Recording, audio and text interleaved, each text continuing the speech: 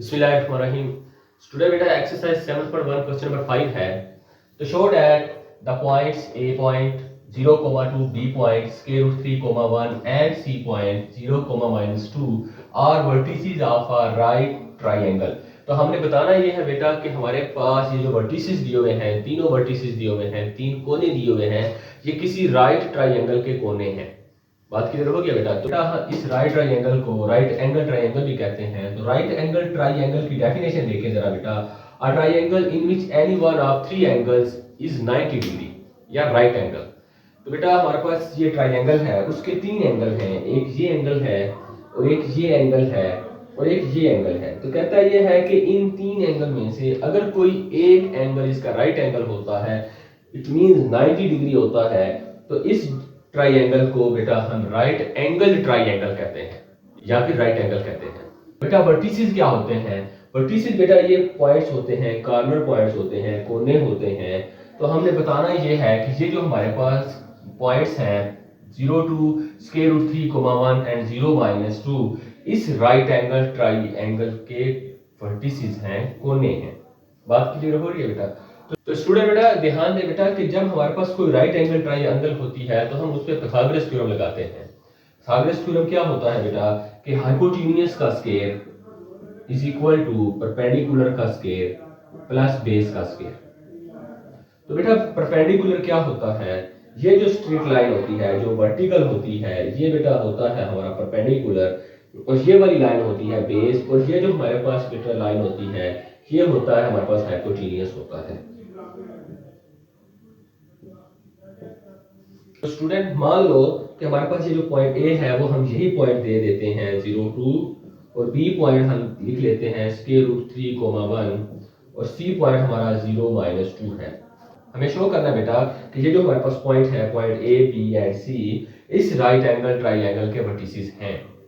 तो बेटा कैसे पता चलता है? हम पॉइंट्स का डिस्टेंस लेते हैं। आप ए पॉइंट का बी पॉइंट से डिस्टेंस लेंगे,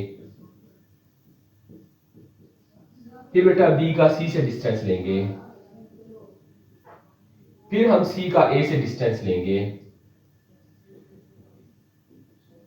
स्टूडेंट बेटा जब हम ए बी का डिस्टेंस, बी सी का डिस्टेंस और सी ए का डिस्टेंस ले लेंगे तो यहाँ पे हम मसला फिसागोरस लगाएंगे, पाइथागोरस थ्योरम लगाएंगे कि हाइपोटेन्यूज का स्क्वायर, हाइपोटेन्यूज बी सी है, उस बी सी का स्क्वायर इक्वल टू परपेंडिकुलर हमारा ए सी है या सी ए है बेटा, तो सी ए का स्क्वायर प्लस बेस हमारा ए बी है, ए बी का स्क्वायर। तो बेटा अगर तो हम ये वाली स्टेटमेंट ट्रू साबित हो जाती है, पाइथागोरस थ्योरम ट्रू हो जाता है, तो हम कहेंगे कि ये जो वर्टिसेस हैं वो इस राइट एंगल ट्राइंगल के वर्टिसेस हैं। तो बेटा क्वेश्चन स्टार्ट करते हैं, सॉल्यूशन देखते हैं। बेटा हमारे पास गिवन पॉइंट्स हैं, ए पॉइंट बेटा दिया हुआ है 0, 2, बी पॉइंट दिया हुआ है square root 3, 1 and C point दिया हुआ है 0, -2। तो बेटा हमें बताना ये है कि ये जो तीनों पॉइंट्स हैं हमारे पास ये किसी राइट एंगल ट्राइंगल के वर्टिसेस हैं।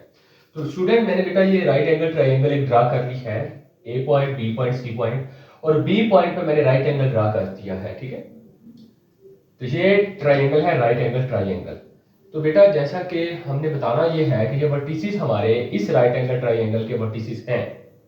तो हम क्या करते हैं, इसमें डिस्टेंस फाइंड करते हैं ए पॉइंट का बी से, बी पॉइंट का सी से और फिर ए पॉइंट का सी से। अगर वो डिस्टेंस बेटा पाइथागोरस थ्योरम को सेटिस्फाई करता है या जिसे आप पाइथागोरस कहते हैं उस थ्योरम को सेटिस्फाई करता है, तो हम कहेंगे कि ये जो तीनों वर्टिसेस हैं वो इस राइट एंगल ट्राइंगल के वर्टिसेस हैं। तो स्टार्ट करते हैं बेटा यूजिंग डिस्टेंस फार्मूला। तो हमने पहले फार्मूला लिख लेते हैं, d = x2 - x1 का whole square plus y2 - y1 का होल स्क्वायर ऊपर स्क्वायर रूट बेटा। तो स्टूडेंट बेटा पहले हम इस a और b पॉइंट के दरमियान में डिस्टेंस निकालते हैं। तो जब हम a और b पॉइंट के दरमियान में डिस्टेंस निकालते हैं तो इस पॉइंट का हमारे साथ कोई काम नहीं है, कोई लेना देना नहीं है। तो हम बेटा इन दो पॉइंट्स की बात करेंगे। तो जब हम a b की बात करते हैं तो a पॉइंट का ये जो पहला कोऑर्डिनेट है ये x1 है और दूसरा कोऑर्डिनेट y1 है। तो ये b पॉइंट सेकंड पॉइंट है, इसका फर्स्ट कोऑर्डिनेट बेटा x2 है और सेकंड कोऑर्डिनेट y2 है। बात क्लियर हो गई बेटा? तो बेटा जब आप डिस्टेंस निकालेंगे तो आपने ज़हन में रखना है कि ये पहला पॉइंट है तो इसका ये पहला कोऑर्डिनेट 0x1 है और ये वाला कोऑर्डिनेट बेटा y1 है, और इसी तरह ये सेकंड पॉइंट है, इसका फर्स्ट कोऑर्डिनेट x2 है और ये सेकंड कोऑर्डिनेट बेटा y2 है।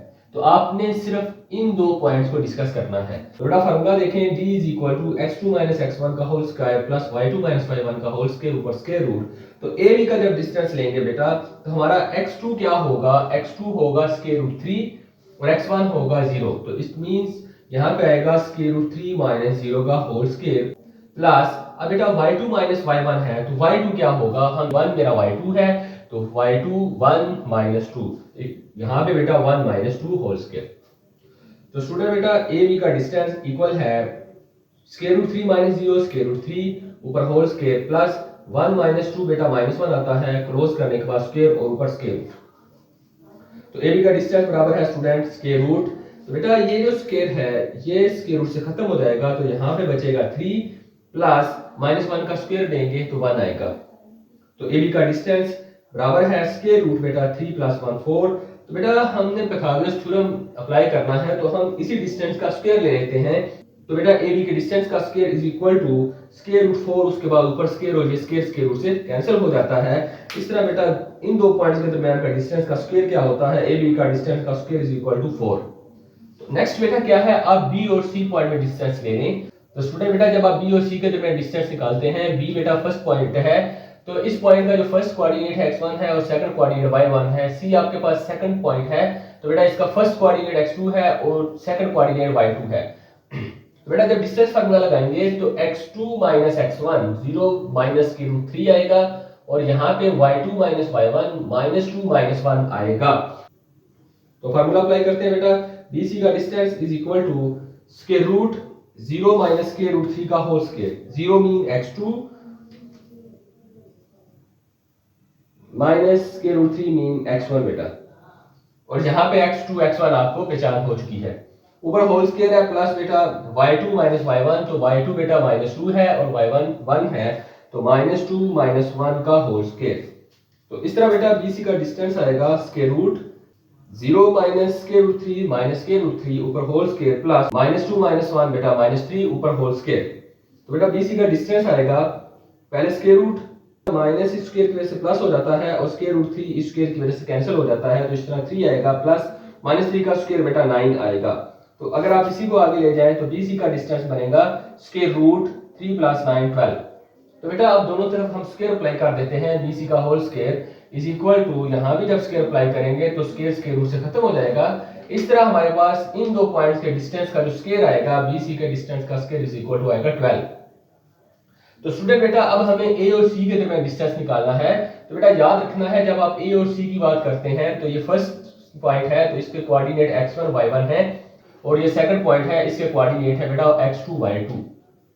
नेक्स्ट है बेटा जब आप ए और सी पॉइंट के दरमियान डिस्टेंस निकालते हैं बेटा तो अब आपके पास दो ही पॉइंट है, एक ए है और एक सी है बेटा। तो ये फर्स्ट पॉइंट है, ये सेकंड पॉइंट है। तो इस फर्स्ट पॉइंट के जो कोऑर्डिनेट है वो x1 y1 है और इस सेकंड पॉइंट के जो कोऑर्डिनेट है बेटा वो x2 y2 है।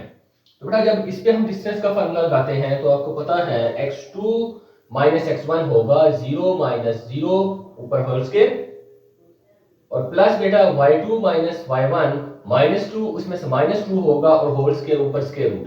तो इस तरह बेटा AC का जो डिस्टेंस होता है वो होगा स्क्वायर रूट 0 माइनस 0, पहला ये 0 बेटा, सेकंड में ये 0 whole square plus y2 minus 2 उसमें से ये 2 माइनस होगा तो माइनस 2 का होल स्क्वायर।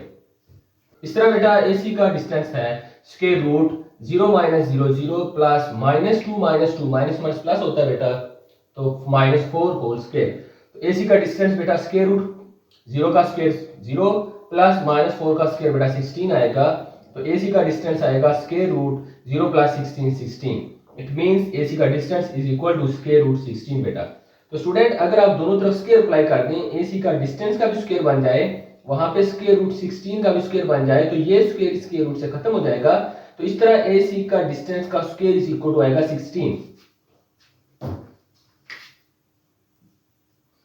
तो बेटा जरा ध्यान दें, ऑब्जर्व करें, हमारे पास एक ये साइड थी AB और एक BC साइड थी और एक AC साइड थी। तो बेटा अगर हम इन दो साइड्स के डिस्टेंस के स्क्वायर को सम करते हैं, प्लस करते हैं तो तीसरी साइड के बराबर आ जाता है। तो AB का डिस्टेंस का स्क्वायर 4 प्लस BC के डिस्टेंस का स्क्वायर 12 तो ए बी का डिस्टेंस का स्क्वायर प्लस बी सी का डिस्टेंस का square is equal to 4 plus 12 16 और ये 16 बराबर है बेटा ए सी के डिस्टेंस के स्क्वायर के। तो बेटा फ्रॉम 1 2 एंड 3 हम देखें तो ये जो थर्ड साइड है 16 इक्वल है 4 प्लस 12 के। तो हम कह सकते हैं कि ए सी के डिस्टेंस का स्क्वायर इक्वल है बेटा ए बी का डिस्टेंस का स्क्वायर जो कि 4 है प्लस बी सी के डिस्टेंस का स्क्वायर जो कि 12 है। तो इस तरह बेटा हमारे पास पाइथागोरस थ्योरम ट्रू साबित होता है। पाइथागोरस थ्योरम क्या था बेटे कि हाइपोटेन्यूज का square is equal to perpendicular का स्क्वायर प्लस बेस का स्क्वायर। तो बेटा परपेंडिकुलर हमारा ये होता है बी सी और बेस हमारा ये होता है ए बी और ये जो ए सी होता है जो भी ये तिरछा होता है स्लांट हाइट होती है बेटा वो हाइपोटेन्यूज होता है। तो इसलिए बेटा आपने साबित कर दिया कि Pythagoras theorem is satisfied so point A B and C are vertices of a right angle triangle. बात क्लियर हो गया बेटा। बेटा क्वेश्चन नंबर 5 का सेकंड पार्ट है बेटा show that the points a point 3,1 b point -2, -3 and c point 2, 2 are vertices of an isosceles triangle. Isosceles triangle क्या होती है बेटा एक ऐसी ट्रायंगल जिसकी दो साइडें और दो एंगल्स इक्वल होते हैं वो आइसोसेलेस ट्रायंगल होती है। ये बेटा मैंने ट्रायंगल बना दी। तो ट्रायंगल के मैंने ये जो कट लगाए हुए हैं इसका मतलब ये है कि ये साइड और ये साइड आपस में बराबर है। इट मींस ए बी और बी सी अगर बराबर आ जाते हैं तो हम कहते हैं वो ट्रायंगल्स क्या होती है आइसोसेलेस ट्रायंगल होती है। तो बेटा आइसोसेलेस ट्रायंगल की डेफिनेशन भी यही है कि अगर किसी ट्रायंगल की टू साइड्स इक्वल हैं और उनसे बनने वाले एंगल्स इक्वल हैं तो वो होती है आइसोसेलेस ट्रायंगल। तो सॉल्यूशन स्टार्ट करते हैं बेटा। गिवन पॉइंट्स है मेरे पास ए पॉइंट दिया हुआ है 3,1 B point -2 -3 and C point है बेटा 2 2। स्टूडेंट बेटा हमने यहाँ भी डिस्टेंस फाइंड करना है। तो ए बी का अगर मैं डिस्टेंस निकाल लेता हूँ फिर मैं बी सी का डिस्टेंस निकाल लेता हूँ ए सी का डिस्टेंस निकालता हूँ। तो इन तीन में से बेटा अगर दो का डिस्टेंस इक्वल आ जाता है तो हम कहते हैं कि जो हमारे पास ट्रायंगल है ये आइसोसेलेस ट्रायंगल है और ये जो बेटा पॉइंट्स है मेरे पास ये आइसोसेलेस ट्रायंगल के वर्टिसेस हैं। तो स्टूडेंट बेटा हम सॉल्यूशन स्टार्ट करते हैं बेटा using distance formula d equal है स्क्वायर रूट x2 x1 का स्क्वायर प्लस y2 y1 का होल स्क्वायर। बेटा जब हम a और b के दरमियान डिस्टेंस निकालते हैं तो हम उसको ऐसे भी रिप्रेजेंट करते हैं a b लिख के उसके गिर्द लाइन लगा देते हैं। तो इसका मतलब यही होता है कि हम a और b के दरमियान डिस्टेंस निकाल रहे हैं। तो स्टूडेंट हमने दोबारा से फार्मूला लगाया बेटा डिस्टेंस का x2 x1 का whole square plus y2 y1 का होल स्क्वायर ऊपर क्या है स्क्वायर रूट है। तो बेटा याद रहे कि जब हम ए बी के दरमियान डिस्टेंस निकालते हैं तो मैंने ये पॉइंट ए लिख लिया ये बी लिख लिया। तो ये बेटा फर्स्ट पॉइंट है तो इसका फर्स्ट कोऑर्डिनेट x1 होगा सेकंड कोऑर्डिनेट y1 होगा। ये सेकंड पॉइंट है इस सेकंड पॉइंट का फर्स्ट कोऑर्डिनेट x2 होगा सेकंड कोऑर्डिनेट y2 होगा। तो बेटा डिस्टेंस फार्मूले में हम वैल्यू रिप्लेस कर देते हैं। तो ए बी का distance is equal to x2 क्या है स्टूडेंट ये -2 है बेटा तो -2 उसके बाद माइनस और x1 क्या है वो 3 है। तो इस तरह ब्रैकेट हम लगाएंगे -2 -3 क्लोज करने के बाद होल स्क्वायर प्लस y2 क्या है बेटा y2 तो -3 है तो -3 उसके बाद ये वाला माइनस और x1 क्या है बेटा वो 1 है। तो ब्रैकेट क्लोज करने के बाद होल स्क्वायर और ऊपर आ जाएगा स्क्वायर रूट। तो स्टूडेंट बेटा ए बी का डिस्टेंस इक्वल है माइनस माइनस प्लस होता है 2 और 3 5 बड़े की अलामत और होल स्क्वायर बेटा same plus minus minus plus होता है माइनस की अलामत 4 होल स्क्वायर और ऊपर क्या आएगा बेटा स्क्वायर रूट। तो बेटा ए बी का डिस्टेंस इक्वल है -5 का होल स्क्वायर होता है हमारे पास 25 प्लस -4 का जो स्क्वायर लेते हैं वो 16 होता है ऊपर ये स्क्वायर रूट बेटा सेम। तो ए बी का डिस्टेंस आएगा बेटा 25 प्लस 16 41 और ऊपर स्क्वायर रूट सेम। तो इस तरह ए बी का डिस्टेंस निकलता है स्क्वायर रूट 41। नेक्स्ट क्या है कि हम बी और सी का डिस्टेंस निकालते हैं। तो बेटा देखिए जरा ध्यान दें बी पॉइंट पहला है तो इस बी पॉइंट का जो फर्स्ट कोऑर्डिनेट है -2 वो x1 होगा और ये जो सेकंड कोऑर्डिनेट -3 है बेटा वो y1 होगा और सेकंड पॉइंट सी ले रहे हैं इस दफा तो इसका फर्स्ट कोऑर्डिनेट x2 होगा और सेकंड कोऑर्डिनेट y2 होगा। तो बेटा हम फार्मूला अप्लाई करते हैं। तो बेटा ए बी का distance is equal to square root x2 x1 bracket close whole square plus y2 y1 bracket close whole square. तो बेटा ये जो स्क्वायर रूट होता है इसको आप चाहे शुरू में पढ़ लें या लास्ट में पढ़ लें इसका मतलब एक ही होता है ठीक है। तो बी से डिस्टेंस क्या है x2 बेटा x2 हमारा क्या है ये x2 मेरा 2 है तो इसकी जगह मैंने 2 लिखा उसमें से माइनस x1 किया x1 क्या है बेटा -2 है तो 2 minus into -2 whole square plus y2 की कीमत नीचे देखो बेटा ये 2 है उसके बाद ये माइनस फार्मूले का बेटा, और y1 क्या है बेटा -3 है। इस तरह इन दो पॉइंट्स की आप बात कर रहे थे, तो बेटा ये बनता है 2 माइनस इंटू -2 का होल स्क्वायर प्लस 2 -3 का होल स्क्वायर। बात करिए होगी बेटा। तो बेटा देखें जरा, BC का जो डिस्टेंस है 2 माइनस माइनस प्लस में चेंज होगा बेटा, और नेक्स्ट नंबर 2 ही आएगा ऊपर whole square plus bracket 2 minus minus plus होगा 3 ब्रैकेट क्लोज ऊपर होल स्क्वायर और स्क्वायर रूट आएगा। ठीक है बेटा। तो बेटा BC का जो डिस्टेंस होगा वो 2 + 2 4, 4 का स्क्वायर प्लस 2 + 3 5 का स्क्वायर ऊपर होल स्क्वायर रूट आएगा। तो बेटा BC का जो डिस्टेंस आएगा वो आएगा स्क्वायर रूट 4 का स्क्वायर 16 प्लस 5 का स्क्वायर 25। तो इस तरह ये बनता है BC का डिस्टेंस 16 प्लस 25 41 ऊपर स्क्वायर रूट। तो आप यूं भी कह सकते हैं कि BC का distance is equal to square root of 41। तो बेटा दो डिस्टेंस हमारे पास निकल आए। तो थर्ड डिस्टेंस है बेटा, आपने A का C से डिस्टेंस निकालना है।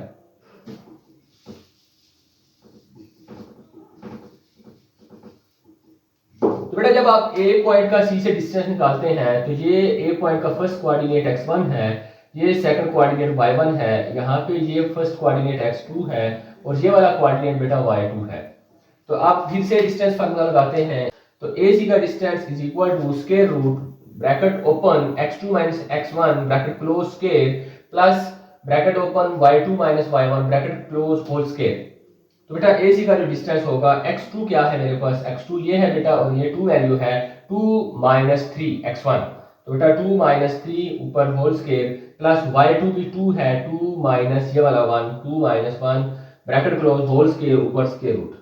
तो जो AC का डिस्टेंस आएगा बेटा वो square root 2 minus 3 minus 1 whole square plus 2 minus 1 1 square. तो बेटा AC का डिस्टेंस आएगा स्क्वायर रूट -1 का स्क्वायर 1 होता है प्लस 1 का स्क्वायर भी 1 होता है। इस तरह AC का डिस्टेंस आएगा स्क्वायर रूट ऑफ 2 या 2 का स्क्वायर रूट, 2 का जज़र। तो बेटा अगर आप ऑब्जर्व करें जो हमारे पास डिस्टेंस पहले दो पॉइंट्स के दरमियान आया है AB का डिस्टेंस वो आया है स्क्वायर रूट 41, और जो फिर हमारे पास BC का डिस्टेंस आया है वो भी आया है स्क्वायर रूट 41, लेकिन जो तीसरा डिस्टेंस आया है वो स्क्वायर रूट 2 है। तो स्टूडेंट ये जो हमने तीन साइडें फाइंड की है बेटा उनमें से AB और BC क्या है, एक दूसरे के इक्वल हैं। तो बेटा ये जो हमें साइडें हैं ये हमें बताती हैं कि ये जो point A, B and C हैं ये आइसोसेलेस ट्रायंगल के वर्टिसेस हैं।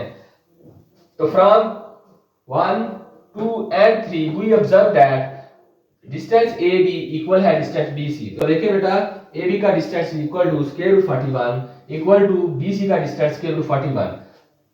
This shows that point AB and C are vertices of an isosceles triangle. तो ये हमें बताता है बेटा ये जो हमारे पास वर्टिसेस ऑफ ट्रायंगल हैं, कॉर्नर पॉइंट ऑफ ट्रायंगल्स हैं, या बेटा कोने हैं जो ट्रायंगल्स के, ये आइसोसेलेस ट्रायंगल बनाते हैं, ये आइसोसेलेस ट्रायंगल के ही वर्टिसेस हैं।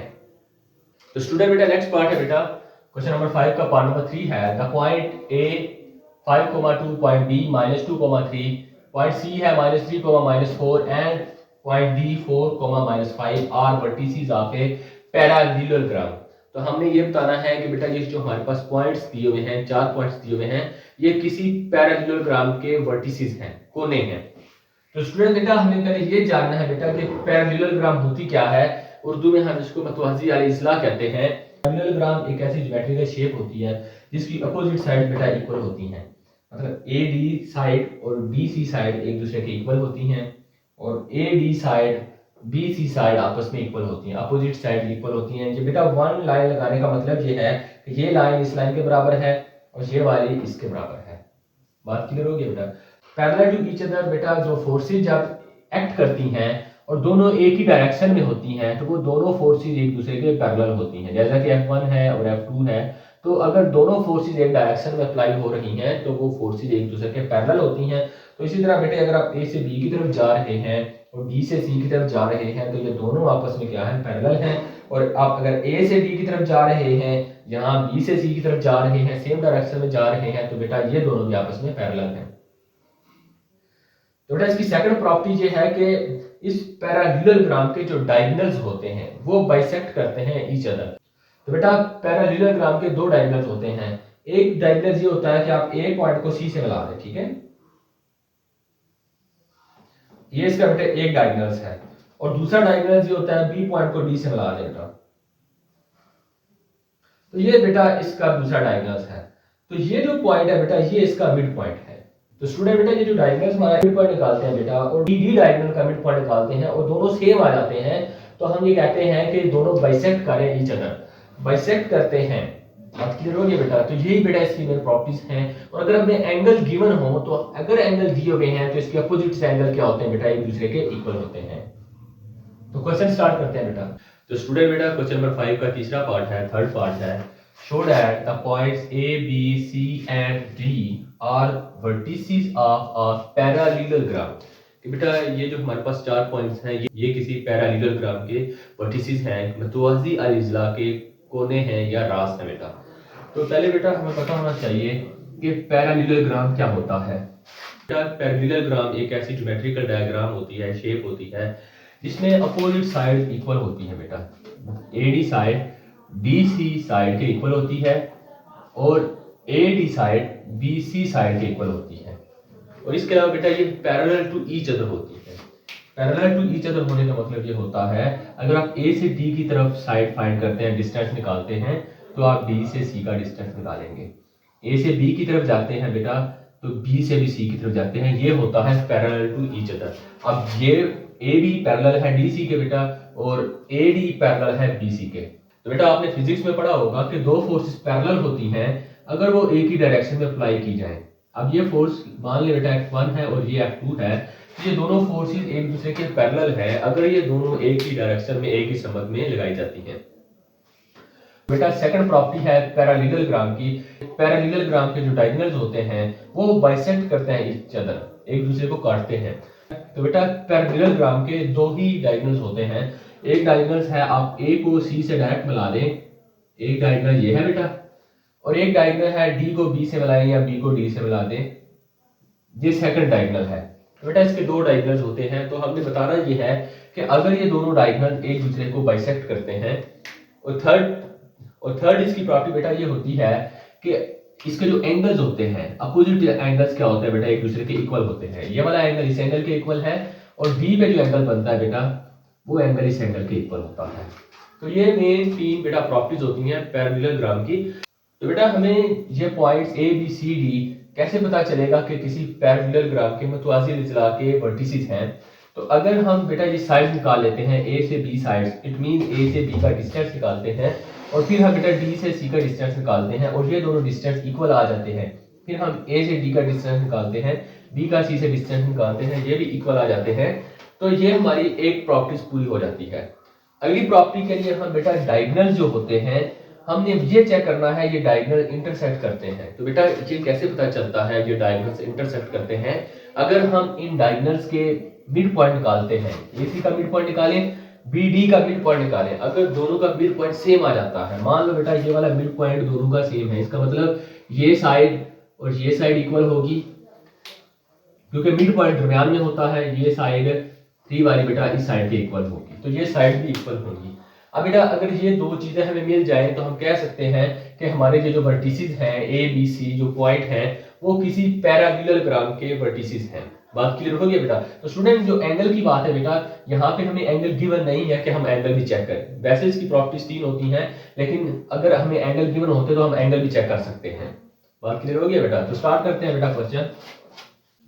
तो स्टूडेंट बेटा पहले हम ए बी डिस्टेंस निकालते हैं, ए बी साइड निकालते हैं। तो यूजिंग डिस्टेंस फार्मूला हम करेंगे बेटा। तो बेटा d is equal to square root x2 minus x1 का square plus y2 minus y1 का होल स्क्वायर।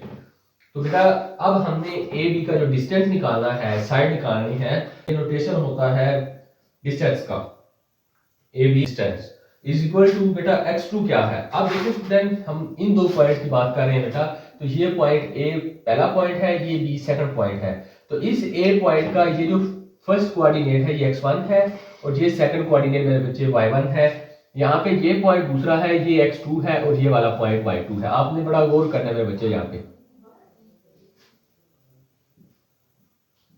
तो फार्मूला देखें जरा, x2 माइनस x1 है बेटा, तो ये -2 उसमें से ये 5 माइनस हो जाएगा, तो -2 माइनस 5 होल स्क्वायर तो आएगा बेटा, ठीक है, plus y2 minus y1, y2 3 minus 2 whole square और ऊपर क्या बेटा स्क्वायर रूट है।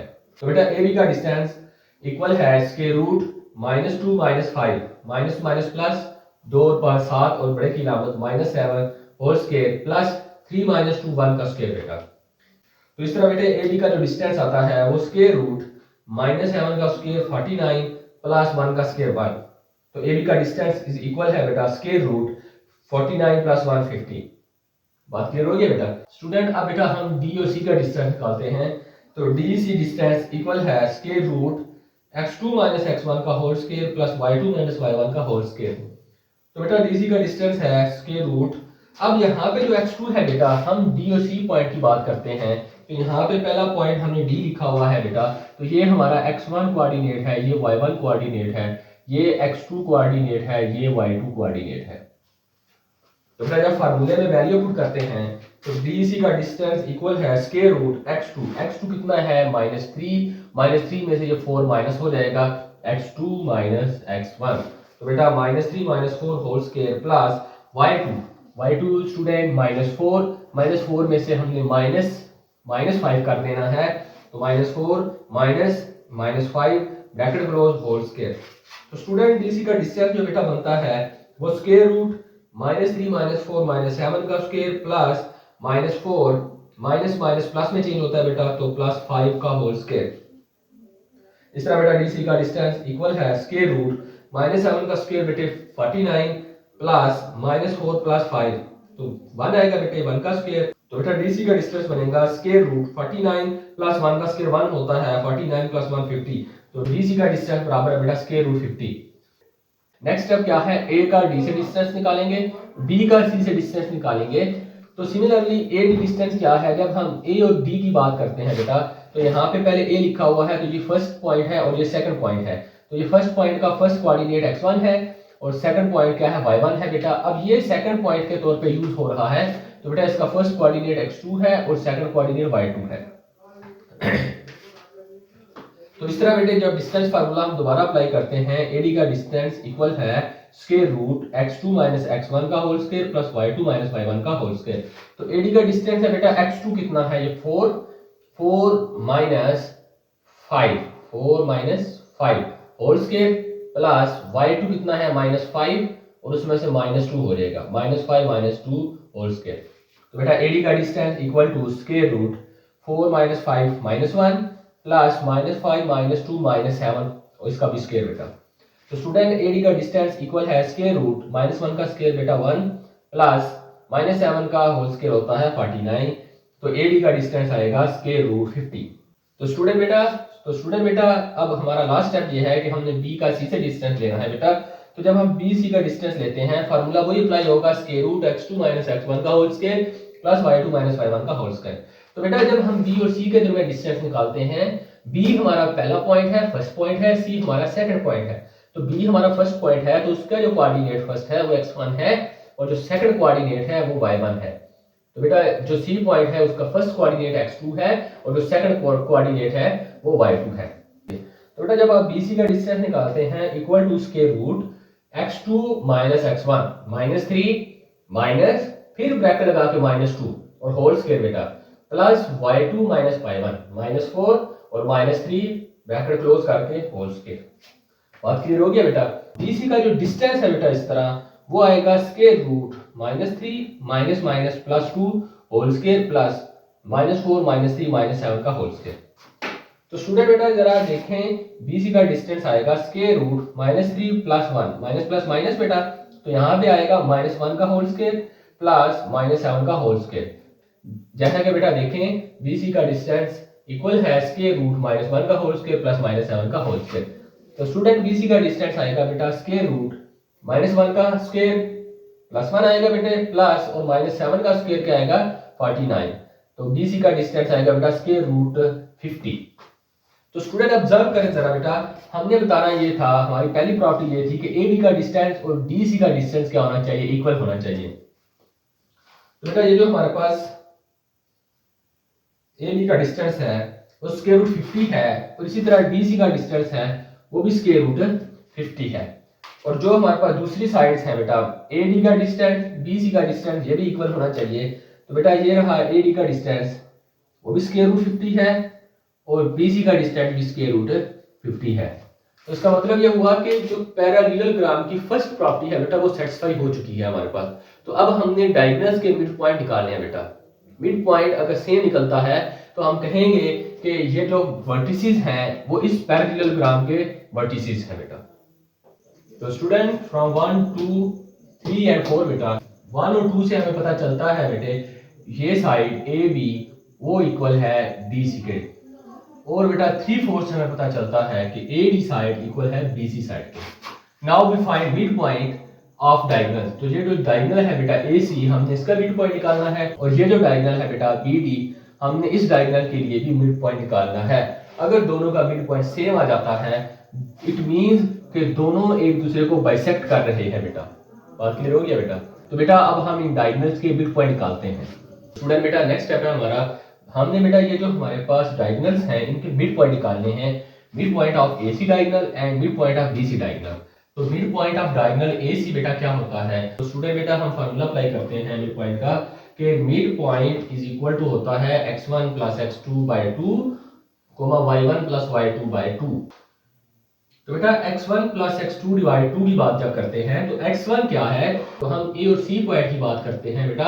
अब a पॉइंट का जो फर्स्ट कोऑर्डिनेट है वो x1 है, तो यहाँ पे 5 आएगा, प्लस से x2 क्या है, x2 बेटा c पॉइंट का फर्स्ट कोऑर्डिनेट है जो कि -3 है, तो 5 प्लस -3 डिवाइड 2 कोमा y1 क्या है बेटा ये 2 है, प्लस करेंगे y2 मेरा -4 है, तो बेटा 2 प्लस -4 डिवाइड 2। तो मिड पॉइंट एक्स वाई क्या है मेरा 5 प्लस माइनस -3/2 बेटा, comma 2 plus minus -4/2। Mid point equal है 5 -3 2 डिवाइड में 2 कोमा 2 -4 -2 डिवाइड में बेटा ये वाला 2। तो स्टूडेंट जब 2 को 2 पे डिवाइड करते हैं बेटा तो 1 आ जाता है, तो बेटा माइनस सेम रहेगा, 2 को 2 पे डिवाइड करेंगे तो यहाँ से भी 1 आएगा। इस तरह हमारे पास इस ए सी डायगोनल का जो ये मिड पॉइंट बनता है बेटे वो बनता है 1 -1। तो अब स्टूडेंट हम सेकंड डायगोनल का बेटे मिड पॉइंट निकालते हैं बी और डी का। तो बी और डी का जब मिड पॉइंट निकालते हैं तो बी मेरा फर्स्ट पॉइंट है, डी मेरा सेकंड पॉइंट है, तो इसका ये x1 कोऑर्डिनेट है, ये x2 कोऑर्डिनेट है, 3y1 कोऑर्डिनेट है, -5y2 कोऑर्डिनेट है। तो हम बेटा डिस्टेंस फार्मूले लगाएंगे, m2 इक्वल है x1 plus x2/2 y1 plus y2/2। तो x1 क्या है बेटा -2 में +4 होगा डिवाइड 2 -2 + 4 डिवाइड 2 कोमा, अब बेटा 3 में आपका प्लस होगा -5, तो 3 + -5 डिवाइड 2। तो इस तरह बेटा जो मिड पॉइंट बनता है इक्वल है -2 + 4 2 आ जाता है क्योंकि माइनस प्लस माइनस होता है, 4 में से 2 निकल जाए तो बेटा 2 डिवाइड 2 कोमा 3 + -5 डिवाइड 2। तो स्टूडेंट m2 x y की फॉर्म का जो है जो मिड पॉइंट है वो बेटा आएगा 2 डिवाइड 2 1 और 3 -5 -2 डिवाइड 2 बेटा। तो बेटा जब 2 को 2 पे डिवाइड करते हैं तो 1 आता है, तो इस तरह जो मिड पॉइंट सेकंड बनता है वो बनेगा 1, -1। तो मिड पॉइंट क्या होगा बेटा 1, -1। स्टूडेंट ध्यान दे बेटा फर्स्ट मिड पॉइंट है 1, -1 और सेकंड मिड पॉइंट है 1, -1। तो दोनों मिड पॉइंट इक्वल हैं। जब मिड पॉइंट इक्वल होते हैं इसका मतलब ये होता है कि ये जो डायगोनल्स हैं ये बेटा बाइसेक्ट करते हैं ईच अदर। बाइसेक्ट करने का मतलब होता है दो बराबर हिस्सों में काटना। इस तरह बेटे इस पॉइंट से ये वाली साइड और ये वाली साइड बराबर है, और ये वाली साइड यहां से लेकर यहां तक और यहां से लेकर यहां तक ये साइड भी आपस में बराबर है। Since mid points m1 and m2 of diagonals AC and BD are same, so diagonals bisect each other। तो जो डायगोनल्स है बेटा एक ये वाला डायगोनल और एक ये वाला डायगोनल ये एक दूसरे को बाइसेक्ट करते हैं। अगर ये डायगोनल एक दूसरे को बाइसेक्ट करते हैं तो हम कहते हैं पैरेललोग्राम की सेकंड कंडीशन भी सेटिस्फाई होती है। अब यहाँ पे हमें एंगल गिवन नहीं है बेटा, अगर एंगल गिवन होते तो हम एंगल भी चेक कर सकते थे। तो बेटा so diagonal bisect each other, thus given point ये जो पॉइंट है A B C and D are vertices of a parallelogram. Next question है बेटा find at such that point A B and C are collinear. Collinear क्या होता है बेटे, अगर हमारे पास कोई लाइन है और ये तीनों पॉइंट उसी लाइन के ऊपर आ जाते हैं पड़े हुए हैं तो ये तीनों पॉइंट कोलिनियर होते हैं।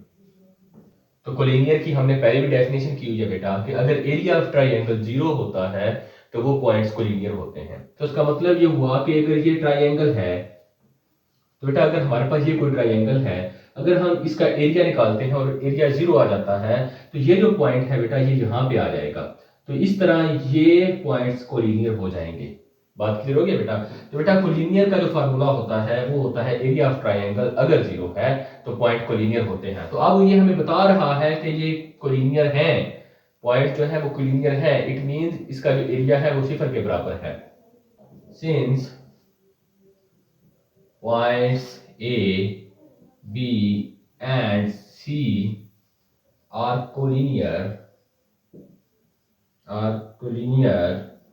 so एरिया क्या होगा बेटा 0 होगा। एरिया का फार्मूला हमने बेटा पहले प्रीवियस देखा हुआ है। यहाँ पे बेटा x1 y1 1, x2 y2 1, x3 y3 1 equal to 0। तो बेटा ये जो x1 y1 है, x2 y2 है, x3 y3 है, ये बेसिकली हमारे पास पॉइंट्स के कोऑर्डिनेट हैं। ये फर्स्ट पॉइंट उसका पहला coordinate, second coordinate, second point पहला कोऑर्डिनेट, सेकंड कोऑर्डिनेट, तो बेटा थर्ड पॉइंट उसका first coordinate and second coordinate. बात क्लियर हो रही है बेटा। तो बेटा ये हमारा किसके बराबर होगा 0 के बराबर होगा। 0 के बराबर क्यों होगा, क्योंकि हमें पता है, उसने बताया हुआ है कि जो पॉइंट्स हैं वो कोलिनियर हैं। बात क्लियर हो गई बेटा। तो इसकी जगह हम वैल्यू रिप्लेस कर देते हैं बेटा कि x1 y1 x2 y2 और x3 y3। तो बेटा देखो जरा, ये हमारा पॉइंट फर्स्ट है तो ये x1 है -1, ये y1 है, ये x2 है 3, ये y2 है 2। नेक्स्ट बेटा ये x3 है और ये y2। बात क्लियर हो गई बेटा। तो बेटा ये होता है डिटर्मिनेंट फार्मूला होता है। उर्दू मीडियम वाले बच्चे इसको मक्ता पढ़ते हैं। ये डिटर्मिनेंट आप इससे नेक्स्ट क्लास में जाकर सीखेंगे, बहुत अच्छे से सीखेंगे इंशाल्लाह। तो बेटा डिटर्मिनेंट कैसे निकालते हैं, ये हमारे पास रो होती है, कतार है, ये एक दूसरी रो है, ये तीसरी रो है। तो ये यूं कॉलम्स होते हैं, ऊपर से नीचे हैं तो ये कॉलम्स होते हैं बेटा। तो ये फर्स्ट कॉलम, ये सेकंड कॉलम, ये थर्ड कॉलम। तो बेटा मैं ये वाली रो सेलेक्ट करता हूँ -1 की।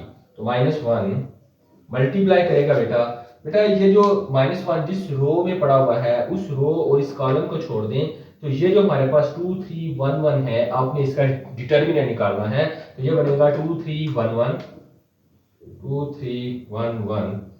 तो जब बेटा सेकंड नंबर हम सिलेक्ट करते हैं तो यहाँ पे पहले माइनस आता है, माइनस, उसके बाद अब बेटा आपने ये पॉइंट लिया हुआ है तो आप ये पॉइंट इस रो में है, ये रो भी छोड़ दें, ये कॉलम भी छोड़ दें। तो बाकी जो एंट्री रह जाती है बेटा आपने उसका डिटर्मिनेंट निकालना है। तो वो एंट्री है 3711। तो -h 3711 प्लस नेक्स्ट नंबर बेटा 1 है। 1 जिस रो में पड़ा हुआ है, कतार में पड़ा हुआ है, आप वो भी सिलेक्ट कर लें और वो कॉलम भी सिलेक्ट कर लें। तो ये जो बाकी रिमेनिंग एंट्री है बेटा आपने इसका डिटर्मिनेंट निकालना है जो 3273 है। 3273 बेटा इज इक्वल टू 0।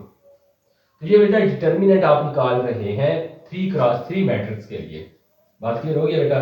तो स्टूडेंट फिर से बेटा देखें, ये जब आप डिटर्मिनेंट निकालते हैं तो बेसिकली पहला प्लस का साइन होता है, माइनस का, फिर प्लस का, माइनस का, फिर प्लस का, माइनस का, आगे चलता जाता है।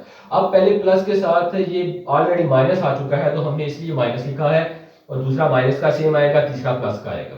बात क्लियर हो गया बेटा। तो बेटा आप ये -1 सेम डिटर्मिनेंट कैसे निकालते हैं बेटा, या आप इन दोनों को मल्टीप्लाई करते हैं, क्रॉस मल्टीप्लाई, 2 मल्टीप्लाई 1, दरम्यान में माइनस आता है, आप फिर इन दो नंबर को मल्टीप्लाई करते हैं बेटा 1 मल्टीप्लाई 3, उसके बाद ये -h, अब बेटा 3 मल्टीप्लाई 1 -1 मल्टीप्लाई 7, उसके बाद बेटा +1 3 multiply 3 -2 multiply 7 is equal to 0।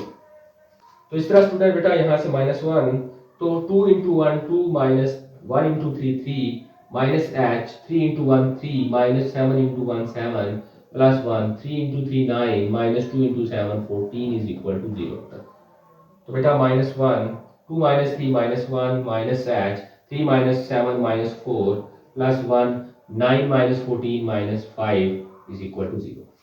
Student बेटा ध्यान दें जरा बेटा, -1 मल्टीप्लाई -1 तो माइनस माइनस प्लस हो जाता है, तो +1 आएगा बेटा, माइनस माइनस प्लस होगा बेटा, 4 multiply h 4h, plus minus minus होगा बेटे, 5 मल्टीप्लाई 1 5 इज इक्वल टू 0। तो स्टूडेंट बेटा देखें 4h और ये जो बेटा 1 है ये यहाँ पे प्लस के साथ है और ये 5 माइनस के साथ है। तो एक रकम अगर प्लस की होती है दूसरी माइनस की होती है तो प्लस माइनस माइनस होता है बेटा। तो 5 में से 1 निकलेगा 4 आ जाएगा और बड़े की अलामत लगाएंगे तो -4 इज इक्वल टू 0। तो स्टूडेंट ये जो 4 है ये सब्ट्रैक्ट हो रहा है तो बेटा अगर हम इसको ऐड कर देते हैं तो इस साइड से 4 खत्म हो जाएगा तो 4 इज एडिड। आप 4 को ऐड कर दें बेटा 4 इज एडिड बोथ साइड तो 4h -4 अब प्लस यहाँ भी 4 कर दें बेटा 0 की तरफ भी 4 कर दें तो ये +4 -4 से कैंसिल हो जाएगा बेटा। तो 4h इज इक्वल टू 4। तो बेटा ध्यान दे जरा 4h के साथ मल्टीप्लाई करता है। अगर हम इस 4 को खत्म करना चाहते हैं तो डिवाइडिंग बाय 4 करना पड़ेगा। डिवाइडिंग बाय 4 तो जब आप 4 से डिवाइड करते हैं तो 4h/4 इज इक्वल टू 4/4 बेटा। तो h इज इक्वल टू 1। तो बेटा ये h की कीमत है कि जब ये पॉइंट आपके पास कोलिनियर होते हैं। स्टूडेंट बेटा नेक्स्ट क्वेश्चन है question number 8। The points a -5, -2 and point b 5, -4 are ends of a diameter of a circle. बेटा एक सर्कल है उसके ये जो पॉइंट है उस सर्कल के डायामीटर के एंड पॉइंट हैं। फाइंड द सेंटर आपने उस सर्कल का सेंटर बताना है and radius of the circle और जो रेडियस है सर्कल का बेटे आपने वो बताना है। तो बेटा डायामीटर क्या होता है? तो डायामीटर बेसिकली एक स्ट्रेट लाइन होती है जो दायरे के सेंटर में से गुजरती है और दायरे को दो मुख्तलिफ पॉइंट के ऊपर टच करती है। A straight line segment that passes through the center of a circle with its end points on the circle edge। तो बेटा डायामीटर की सादा डेफिनेशन ये है कि एक स्ट्रेट लाइन सेगमेंट है, एक लाइन का टुकड़ा है जो सेंटर में से गुजरता है। ये दायरे का सेंटर है, सेंटर में से गुजरता है और सर्कल के दो मुख्तलिफ पॉइंट को टच करता है, मीट करता है। बात क्लियर हो गया बेटा? तो इसे कहते हैं बेटा डायामीटर। यहाँ ए से बी तक अगर आप डिस्टेंस लेते हैं, फॉर एग्जांपल मान लो ये पॉइंट ए है बेटा, यहाँ पे -5 और -2 पॉइंट है और यहाँ पे 5 और -4 है। अगर आप ए और बी का डिस्टेंस निकालते हैं तो वो आपके पास बेटा डायामीटर आ जाता है। तो बेटा अगर आप सेंटर निकालना चाहते हैं तो ये जो पॉइंट दिए हुए हैं इनका जो मिड पॉइंट है वो सेंटर ऑफ सर्कल होता है, क्योंकि जो सेंटर होता है वो सर्कल से हर तरफ से इक्वल फासले पे पड़ा होता है बेटा। तो बेटा जो मिड पॉइंट होगा वो सेंटर ऑफ सर्कल होगा। तो स्टूडेंट जो रेडियस होता है बेटा, ये जो सर्कल है सर्कल बहुत से पॉइंट से मिलकर बना हुआ है। तो किसी भी पॉइंट का अगर आप सेंटर से फासला ले लेते हैं वो रेडियस के बराबर होता है। सी का ए से डिस्टेंस ले लेते हैं ये भी रेडियस होगा, या बेटा अगर आप इसी सेंटर से बी का डिस्टेंस ले लेते हैं ये भी रेडियस होगा। बात क्लियर हो गया बेटा? तो बेटा फिर से क्वेश्चन रिपीट कर रहा हूँ। द पॉइंट ए बी और end of diameter of circle. एक सर्कल है, ये जो पॉइंट है ये डायमीटर के एंड पॉइंट्स हैं। डायमीटर क्या होता है? डायमीटर एक स्ट्रेट लाइन होती है passing through centre of the circle, ठीक है, and touch two distinct point on circle. तो बेटा ये सेंटर है, ठीक है, जो सेंटर होता है वो डायमीटर का मिड पॉइंट होता है। तो गिवन पॉइंट्स हमने लिख लिए। ए पॉइंट है -5 -2 और बी पॉइंट है 5 -4। तो मिड पॉइंट ऑफ डायमीटर बेटा इन दो पॉइंट्स का जो मिड पॉइंट है, तो mid point of diameter is called centre of circle. तो mid point of diameter is centre of circle. इन दो पॉइंट का mid point centre of circle है। तो हम by using mid point formula हम इन दो पॉइंट का मिड पॉइंट निकालेंगे। तो मिड पॉइंट क्या बनेगा बेटे? mxy बराबर है x1 plus x2 divide 2 y1 plus y2 divide 2 बेटा। तो बेटा हमने इस a पॉइंट और b पॉइंट का मिड पॉइंट निकालना है। तो मैं यहाँ पे a पॉइंट अगेन से लिख लेता हूँ -5 -2 और b पॉइंट लिख लेता हूँ 5 -4। तो बेटा देखो ये a पॉइंट फर्स्ट पॉइंट है, इसका ये फर्स्ट कोऑर्डिनेट x1 है और ये वाला सेकंड कोऑर्डिनेट y1 है। b पॉइंट का फर्स्ट कोऑर्डिनेट x2 है बेटा और ये वाला y2 है। तो स्टूडेंट बेटा x1 प्लस x2 मतलब -5 प्लस 5 डिवाइड 2 y1 मेरे बच्चे -2 प्लस y2 कितना है -4।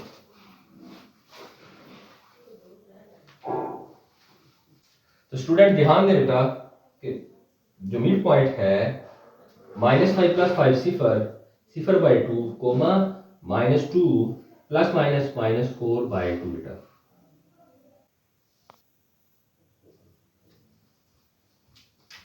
तो स्टूडेंट बेटा ये जो मिड पॉइंट है, तो बेटा मिड पॉइंट बराबर है 0, -3। तो इन दो पॉइंट्स का मिड पॉइंट है बेटा 0, -3। तो जो मिड पॉइंट होता है डायमीटर का वो होता है सेंटर ऑफ सर्कल बेटा। तो आप लिखें सेंटर ऑफ सर्कल इज 0, -3। अब बेटा सेकंड क्या है कि रेडियस ऑफ सर्कल क्या होता है। तो बेटा आपके पास ये सेंटर आ चुका है। अब सेंटर का आप चाहे ए से डिस्टेंस लें तो भी रेडियस होता है, सेंटर का बी से डिस्टेंस लें फिर भी रेडियस होता है। तो बेटा मैं यहाँ से ये वाली रिमूव कर देता हूँ। तो रेडियस होता है सेंटर से लेकर सर्कल के ऊपर किसी भी पॉइंट तक का फासला, चाहे आप ए से ले लें बेटा चाहे आप बी से ले लें। तो बेटा अब जो हमारे पास सेंटर आया है 0, -3, हम इस सेंटर का इस ए पॉइंट से डिस्टेंस लेंगे, वो डिस्टेंस किसके इक्वल होगा, रेडियस के इक्वल होगा। बात क्लियर हो रही है बेटा। बेटा अब हम निकालना चाहते हैं रेडियस ऑफ सर्कल। तो बेटा जो रेडियस ऑफ सर्कल होता है, radius of a circle is a distance between center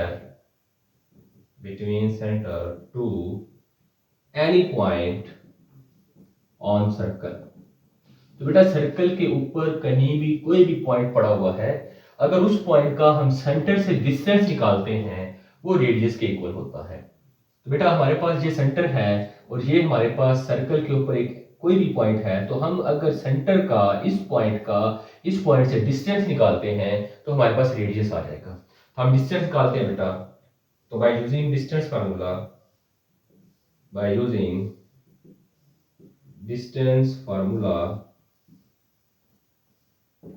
d is equal to x2 minus x1 का whole square plus y2 minus y1 का होल स्क्वायर बेटा।